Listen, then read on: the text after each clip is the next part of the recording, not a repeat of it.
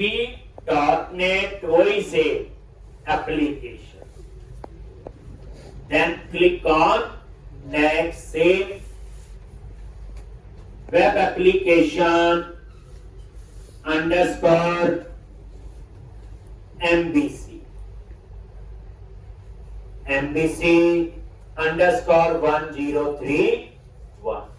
MVC का project है, MVC रखिए. ब्राउज करके कहां सेव करना है, तो मैंने बोला जी डीप ड्राइव के अंदर जो भी आप, और इस बार आप फोल्डर बना लो ASP.NET MVC. तो इससे पहले वाले प्रोग्राम थे वो ASP.NET के. अब MVC तो फोल्डर ही बना लो ASP.NET MVC. देन दिस और आगे क्रिएट. यहां पे आपका चेंज मिलेगा. हम एम्प्टी यूज करते थे, इस बार यूज करोगे MVC. मॉडल व्यू कंट्रोलर बाकी से. Then click on create. अब आपकी जो मैं प्रैक्टिस करवाऊंगा इसकी प्रैक्टिस साथ में हो. पुराने तो दो ही प्रोग्राम हैं, एक इनलाइन क्वेरी और एक स्टोर. उन प्रोग्राम को 2-3 बार कर लो. एक बाकी फिर MVC को हम करेंगे. क्रिएट.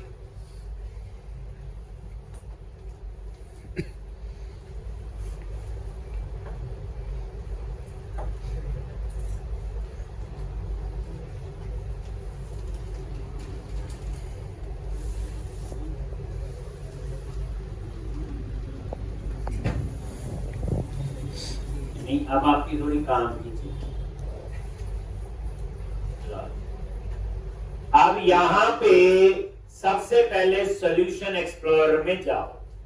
आगे कितने फोल्डर बने हैं तो पहले मैं थोड़ा थोड़ा बताऊंगा, ठीक, कौन सा किस काम के लिए, जो हम समझ सकते हैं. सबसे पहली बात है वेब कॉन्फ़िग तो समझ आ गई हो. वेब कॉन्फ़िग जो है वही कनेक्शन सिंक के लिए जिसकी कहानी आपको पता है, इसलिए मुझे इसके बारे में बताने की जरूरत नहीं. नेक्स्ट एक फाइल है packages.config. कौन सी फाइल? packages.config. इस फाइल को सिर्फ देखना ही होता आपने. इसमें पता होता है कि कौन कौन से पैकेज इंस्टॉल है और उसके क्या क्या वर्जन है. ये देखो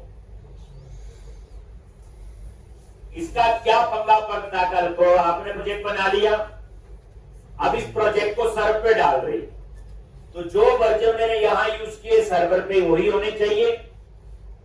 फ्रेमवर्क तो पहले से इंस्टॉल होता है.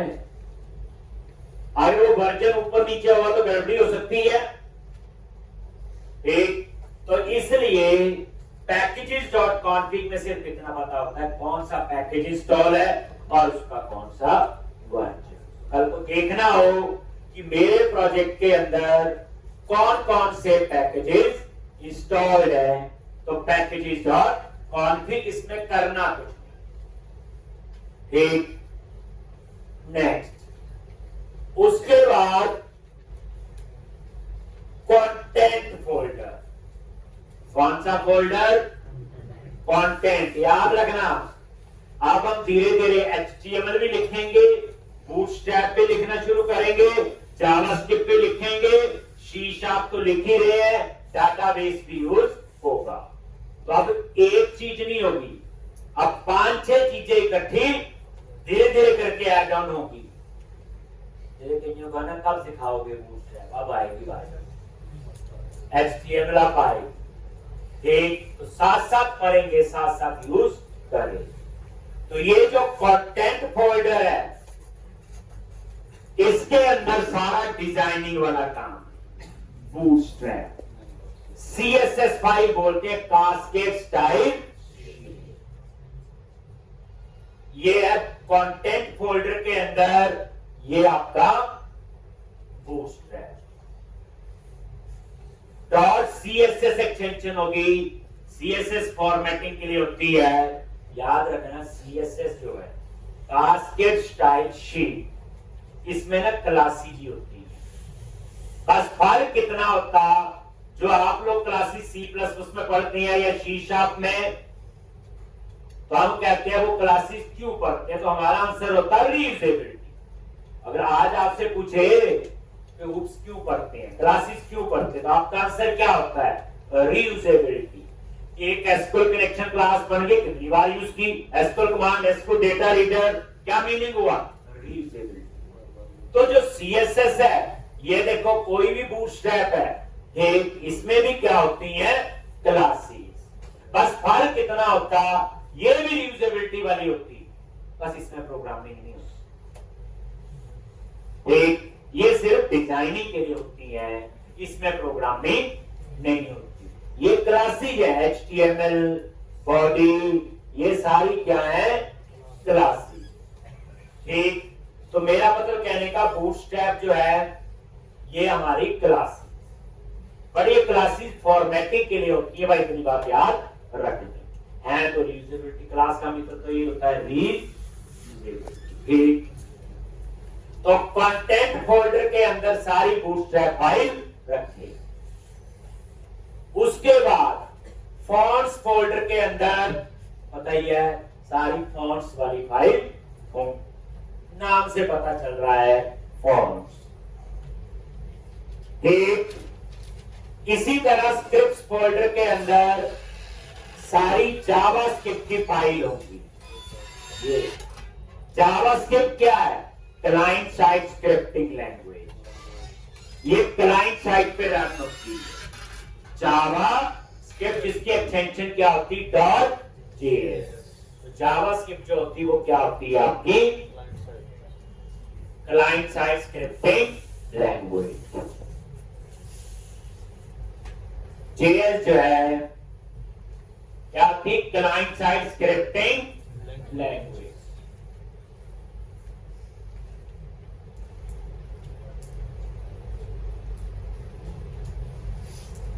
एक क्लाइंट साइड स्क्रिप्टिंग लैंग्वेज, एक CSS client side scripting language, एक उल्टा बोल दिया मैंने, नहीं सही बोल रहा है, ठीक है, आपको याद हो गया ना। तो स्क्रिप्ट के अंदर सारी JS फाइल होंगी, कोई वैलिडेशन की फाइल होंगी, कोई किसी और काम की फाइल होंगी, बस ये जावास्क्रिप्ट की फाइल सारी यहाँ। तो 3 फोल्डर पर चल गए, कंटेंट, स्क्रिप्ट्स और फॉर्म्स। नेक्स्ट, इसमें नजर मारो, एक फोल्डर बना हुआ मॉडल्स, जो मैंने अभी बताया। इसमें फोल्डर बना हुआ कंट्रोलर, एक अभी बताया मॉडल, कंट्रोलर और फोल्डर बना हुआ व्यू। तो ये 3 फोल्डर है। तो मैंने क्या लिखवाया अभी, कोड की प्रॉपर सेपरेशन है। मॉडल का कोड मॉडल फोल्डर में, कंट्रोलर का कोड कंट्रोलर फोल्डर में, व्यू का कोड व्यू के अंदर। अभी लिखवाया कि यहाँ कोड की प्रॉपर सेपरेशन है। तो 3 फोल्डर और पता चल गए, मैंने नहीं बनाए। जिस भी प्रोजेक्ट में मॉडल्स, व्यूज, कंट्रोलर मिलेंगे वो MVC ही होगा। चाहे आप जेंगो में खोल के देख लो, चाहे कोडिंग नाइटर, चाहे कोई भी MVC फ्रेमवर्क होगा, मॉडल, व्यू, कंट्रोलर फोल्डर। एक आगे model, view, controller, content, forms और स्क्रिप्ट, 6 फोल्डर ये हो गए। packages.config और web config पर। अब उसके बाद ये ऐप स्टार्ट, एक, और इसके अंदर ये 3 फाइल है, bundle config.cs, route config.cs, filter config.cs। तो ये मैं आपको बताऊंगा आगे कि ये फाइल्स किस काम के लिए होती है।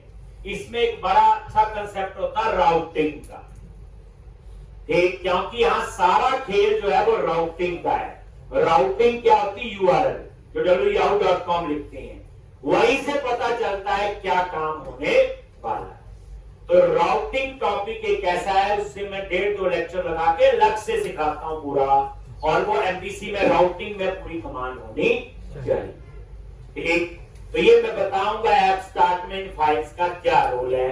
ये 3 फाइल आपकी इसमें हो। ठीक, ये एक और है global.ash, ये मैं तभी आपको समझाऊंगा, इसलिए अभी इस पे छोड़ दो। हाँ, एक फाइल है फैब आइकन, ये तो पता होगा इसके लिए होती है।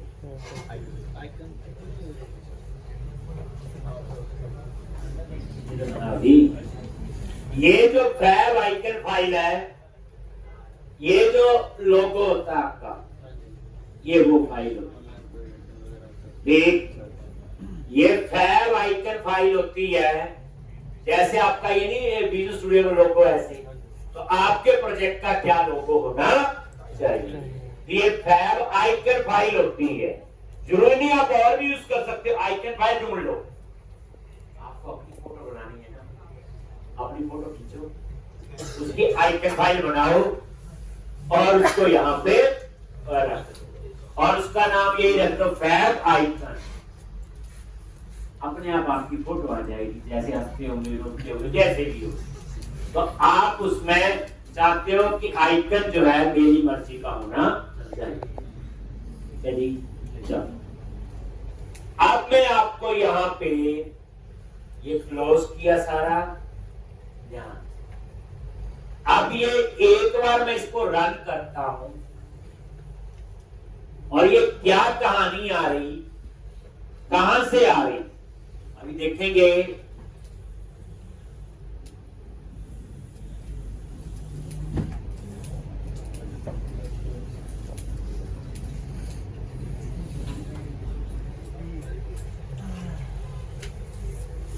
ये देखो, हमने कुछ नहीं किया। ये लेआउट कहां से आया, ये टेम्पलेट कहां से आया, हमने ये टेम्पलेट चेंज करना है, कोई और लगाना है, तो उसके लिए अलग से समझाऊंगा पूरा ये कहां से क्या कहानी बन रही। ठीक, अभी हम सिंपल पहले ये देखो, ये चलते भी है मैंने, ये देखो आप चाहते यहां मैं अपना लगा लूं, सब आएगा, इसको भी चेंज कर सकते हैं। ठीक, लेआउट्स बोलते हैं, लेआउट के अलग से 2 लेक्चर रखते हैं जिसमें सिर्फ लेआउट ही सिखाया जाता है। ठीक, एक एक के पीछे काफी कुछ है। अभी हम पहले जो आता है, हम सबसे पहले बनाने जा रहे हैं मॉडल। मॉडल क्या है? क्लास। तो मैं यहां क्लास ही बना, मॉडल्स पे राइट क्लिक किया, ऐड क्लास, मॉडल्स फोल्डर पे राइट क्लिक किया,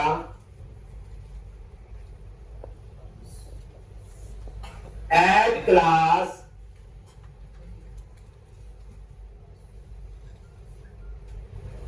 और ये देखो आ रहा है क्लास, और यहां क्लास का नाम दे दिया मान लो एम्प्लॉय।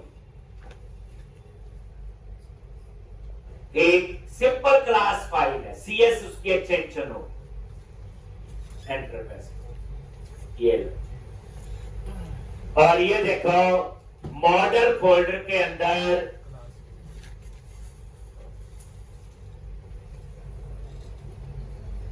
आपने से किसी ने डॉक्टर पढ़ी है कि एमबीसी पढ़ा होगा गलती से थोड़ा बहुत करना वाला आप करा 1 2 3 4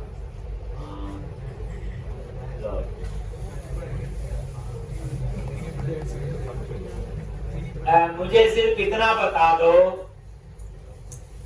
कि एमबीसी की एप्लीकेशन काम कैसे करती, राउटिंग के सबसे पहले वो कहां जाता है, फर्स्ट स्टेप, सेकंड स्टेप पे वो कहां जाता है, थर्ड स्टेप पे कहां जाता है, फोर्थ स्टेप पे कहां जाता है, फिफ्थ स्टेप पे कहां जाता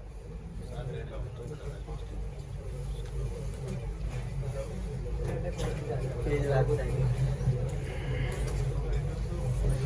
आप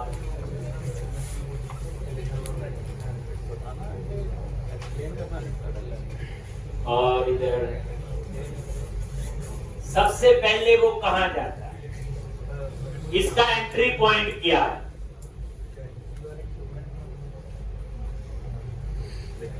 कोई भी प्रोग्राम है C++ पढ़ते हैं ना, तो हम कहते हैं सबसे पहले मेन फंक्शन जाता है, यही कहते हैं ना, एंट्री पॉइंट में नहीं देना, कल भी पढ़ाया मैंने आपको। जब भी आप क्वेरी लिखोगे तो सबसे पहले एंट्री पॉइंट वाला टेबल ढूंढना है। तो इसमें पता होना चाहिए कि सबसे पहले कहां एक global.asx में जाता होगा, उसके बाद राउट कॉन्फिग में जाता होगा, और राउट कॉन्फिग के बाद कंट्रोलर में जाता होगा, कंट्रोलर के बाद व्यू स्टार्ट में जाता होगा, व्यू स्टार्ट के बाद लेआउट में, और लेआउट के बाद व्यू। एक कहने का मतलब एक यहां जो पढ़ाया जाएगा मास्टरी होगी। 1 महीना एमपीसी का मतलब ये है, मजाक जी आप चुप हो जाए जब तक सामने वाला ना बोलो, इतना एमपीसी आना चाहिए। एक और कोई मैं बड़ी चीज नहीं, जो एक आनी चाहिए। देखो जब आपको ये पता होगा सारी चीज, ये चीज यहाँ से होके जा रही है, तो हम किसी कोड को चेंज करना तो अपने हिसाब से उसे मैनिपुलेट कर सकते। जब पता ही नहीं होगा कि ये काम कहां से हो रहा है, फिर तो कर जाएंगे नहीं। चलो तो अब हमने ये मॉडल बनाया सबसे पहले employee.cs। पहले हम एमबीसी समझ रहे हैं, अभी बाकी चीजें बात की बात है ऐसे। और ये देखो employee.cs क्लास बन गई। ये नेम स्पेस, ये नेम स्पेस क्या है? बाय डिफॉल्ट इसने क्या बनाया? प्रोजेक्ट का नेम डॉट मॉडल। प्रोजेक्ट का नाम क्या है? यही है, वेब एप्लीकेशन 17 एमपीसी 1031, और उसके अंदर मॉडल। ठीक, और यहां पे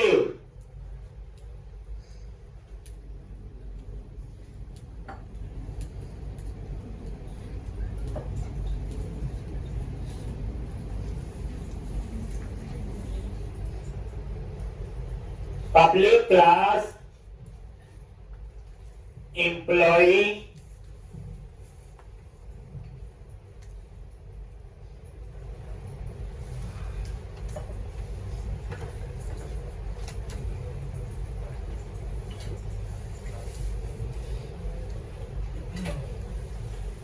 पब्लिक क्लास एम्प्लॉई, और यहां पे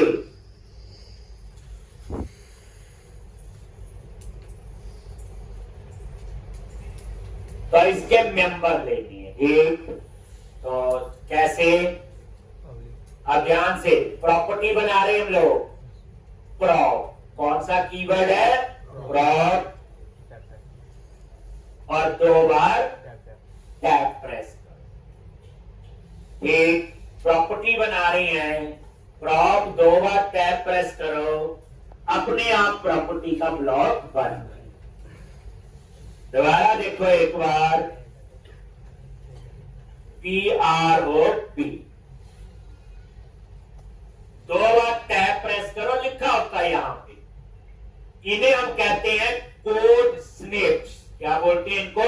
कोड स्निप्स। लिखा भी हुआ यहां पे। ठीक, ये देखो कोड स्निप्स।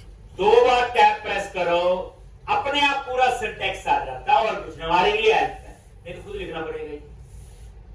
अब पब्लिक इन, और यहां पे प्रॉपर्टी का नाम दे दिया मैंने एम्पनम। डाटा टाइप इंटीजर, और जब भी हम प्रॉपर्टी बनाते हैं इसके 2 ब्लॉक होते हैं, गेट और सेट।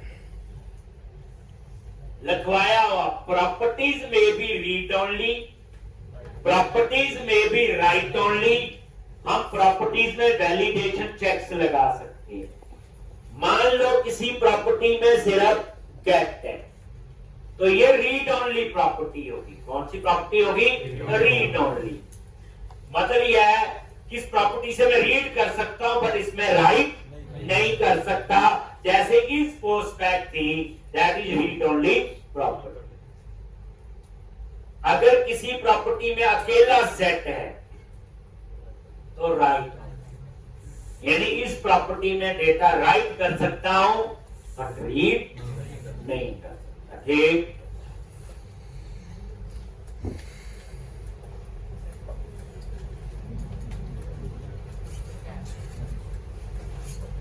एक रीड कर सकता हूं बट राइट नहीं। एक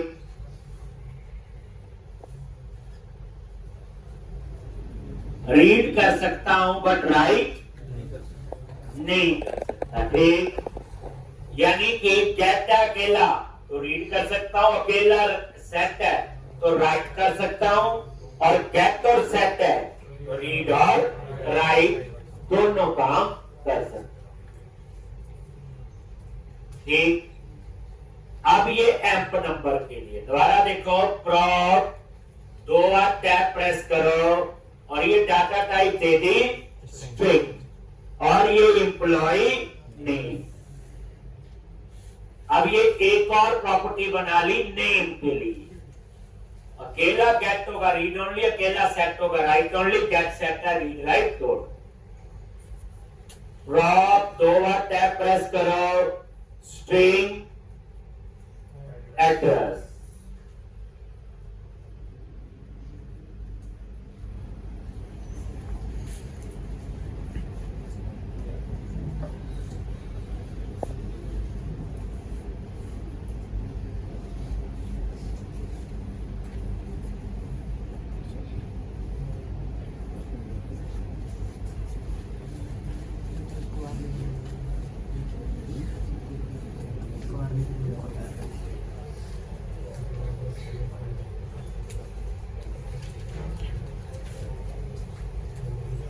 एक, और यहां पे सैलरी,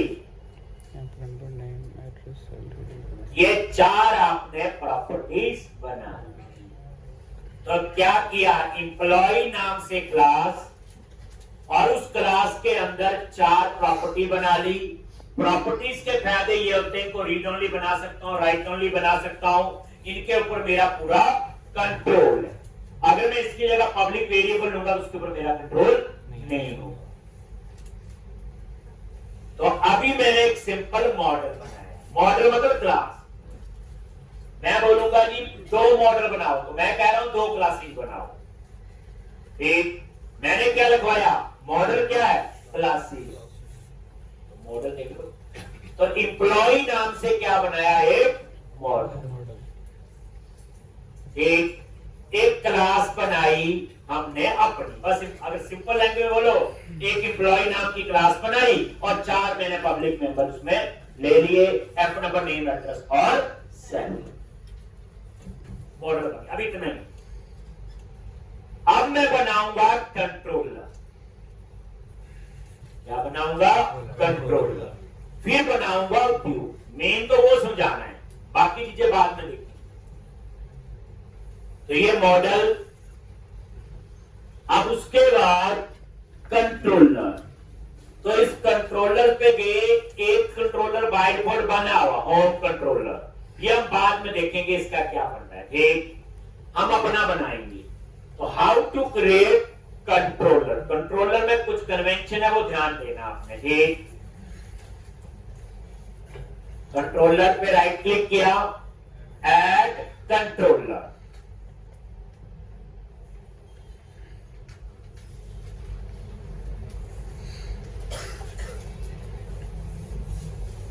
ऐड कंट्रोलर, और ये देखो कंट्रोलर, और यहां चूज करो MVC5 कंट्रोलर। MVC5 कंट्रोलर और ऐड कर।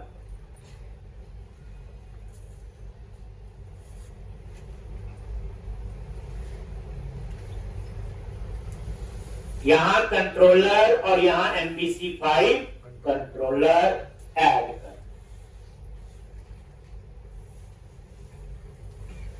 और यहां कंट्रोलर का नेम। अब ये नेम कैसे देना, ध्यान से। कंट्रोलर का नेम आप जो मर्जी रखो, मैंने एम्प्लॉय है तो एम्प्लॉय रख दिया, लेकिन साथ में कंट्रोलर कीवर्ड आपको अटैच करना पड़ेगा। कंट्रोलर कीवर्ड जो है साथ में लिखना ही पड़ेगा, नहीं लिखोगे तो ये कंट्रोलर कंसीडर नहीं होगा, फिर ये नॉर्मल क्लास बनेगी। जैसे देखो, ये तो लिखना ही है, इसके आगे कंट्रोलर का सी कैप्स में, उसके आगे आप अपना लिख दो जो भी है। एम्प्लॉय है तो एम्प्लॉय कंट्रोलर, स्टूडेंट का स्टूडेंट, डिपार्टमेंट है तो डिपार्टमेंट, डेजिग्नेशन है तो डेजिग्नेशन। ये कन्वेंशन है इसकी। क्या है? कन्वेंशन। यानी कंट्रोलर का नेम और साथ में कंट्रोलर कीवर्ड। और जैसे मैंने ऐड किया, ये देखो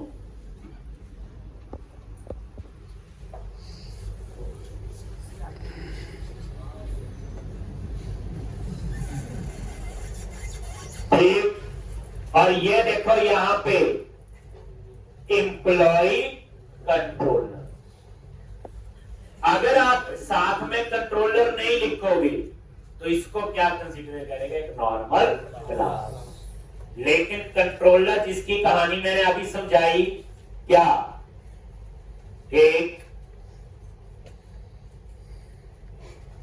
ये रिक्वेस्ट हैंडलर है, सारी रिक्वेस्ट इसके पास आएंगी।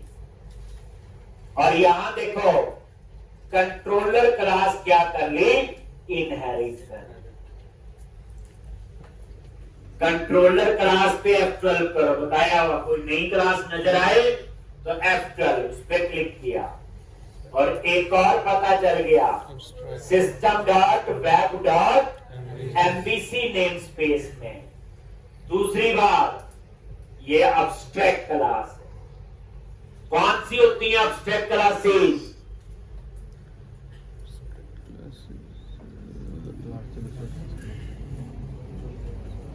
एक क्लास को दूसरे क्लास से इनहेरिट करती है। एक हमने पढ़ी थी सीड क्लास, याद है? Yes sir. लिखा हुआ था सीड और अब्स्ट्रैक्ट क्लास में क्या फर्क है? टेल को इनहेरिट नहीं करते। तो याद रखना, जो सीड क्लास है उसे इनहेरिट नहीं कर सकते, बट अब्स्ट्रैक्ट क्लास जो है उसे इनहेरिट ही कर सकते हैं। उल्ट हो गया ना उसका। ठीक, यानी अब्स्ट्रैक्ट क्लास का ऑब्जेक्ट नहीं बन। लेकिन अब्स्ट्रैक्ट क्लास को हम रेफरेंस पास करने के लिए यूज कर सकते हैं। जैसे एसक्यू डेटा रीडर DR लिखा था, ऑब्जेक्ट नहीं बनाया ना उसका। SQ data reader DR new नहीं लगाया, उसकी मेमोरी कहां है? लोकेट हुई स्टैक। और स्टैक में क्या होगा? रेफरेंस। और नोटिस करो, इसका कंस्ट्रक्टर सिर्फ एक है और वो भी प्रोटेक्टेड है। नीचे नजर मारो, ये देखो अब्स्ट्रैक्ट क्लास क्या कंस्ट्रक्टर नहीं है। ये तो जो भी है वो प्रोटेक्टेड है। अगर न्यू के बाद एक्सेस होता वो पब्लिक है, पर वो बात भूल जाओ, अभी सिर्फ अब्स्ट्रैक्ट रखो। अब्स्ट्रैक्ट क्लास ही वो होती है जिनको इनहेरिट नहीं कर सकते। बंद कर दिया।